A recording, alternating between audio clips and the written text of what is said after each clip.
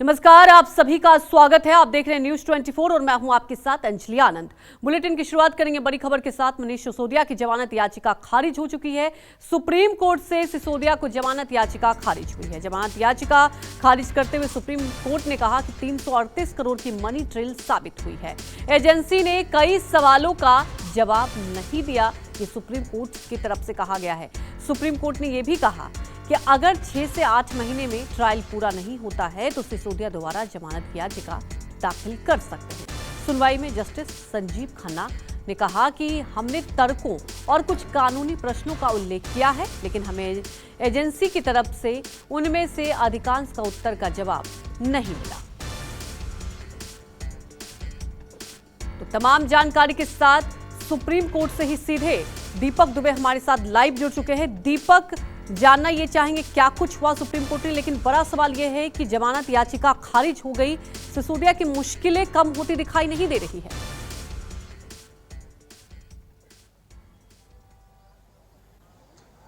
जी, आपने सही कहा, एक बड़ा झटका है मनीष सिसोदिया के लिए, आम आदमी पार्टी के लिए और खासतौर पर अरविंद केजरीवाल के लिए, क्योंकि लंबी पूरी सुनवाई चली थी सुप्रीम कोर्ट में।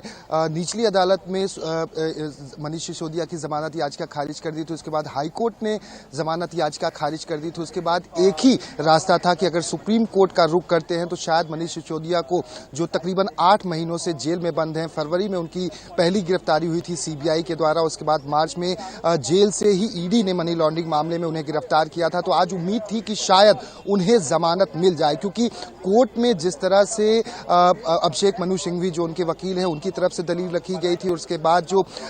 एडिशनल सॉलिसिटर जनरल हैं उनकी तरफ से अपना पक्ष ईडी और सीबीआई को लेकर रखा गया था, तो उसमें कोर्ट के जो सवाल थे उसको लेकर आम आदमी पार्टी और मनीष सिसोदिया को एक कहीं ना कहीं एक आस थी कि शायद उन्हें जमानत मिल जाए, क्योंकि सुप्रीम कोर्ट ने पहले भी ईडी को लेकर सवाल पूछे थे कि आखिर मनी ट्रेल इस पूरे मामले में मनीष सिसोदिया से कैसे कनेक्ट होता है और कनेक्ट नहीं हो रहा है। चेन ऑफ इंसिडेंट जिस तरह से आप बता रहे हैं वो कनेक्ट नहीं हो रहा है, तो आखिर फिर आपने मनी लॉन्ड्रिंग के तहत इन पर मामला कैसे दर्ज कर इन्हें गिरफ्तार किया। आपने जो सरकारी गवाह दिनेश अरोड़ा की बात थी, उसमें सरकारी गवाह को के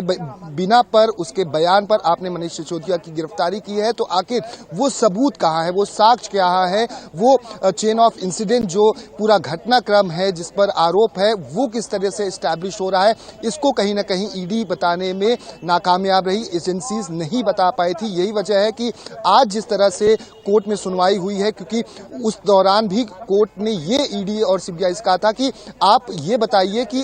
आपके पास ऐसे सबूत क्या है जिससे ये एस्टैब्लिश हो कि वाकई में शराब नीति घोटाला मामले में मनीष सिसोदिया की एक अहम भूमिका रही है, उन तक पैसे पहुंचे हुए हैं।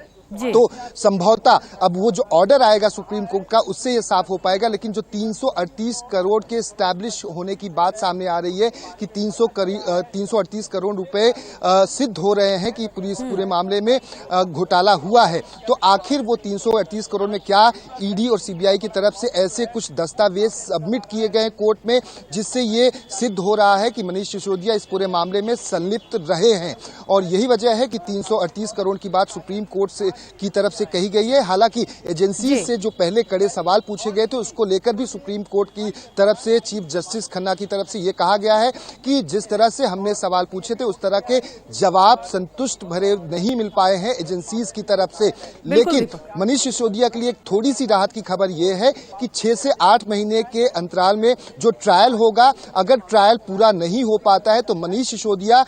आने वाले 3 महीनों के बाद ट्रायल अगर पूर्ण नहीं होता है तो वो सुप्रीम कोर्ट का दरवाजा एक बार फिर से खटखटा सकते हैं। सुप्रीम कोर्ट उस पूरे मामले में सुनवाई फिर से कर सकता है उनकी जमानत को लेकर। लेकिन फिलहाल जिस तरह से आम आदमी पार्टी मनीष सिसोदिया को एक उम्मीद थी कि शायद उन्हें आज जमानत मिल जाए, जरूर लगा है, लंबा वक्त, वक्त 8 महीने बीत चुके हैं, सुप्रीम कोर्ट से उम्मीद थी। फिलहाल हमारे साथ जुड़ने के लिए आपका शुक्रिया।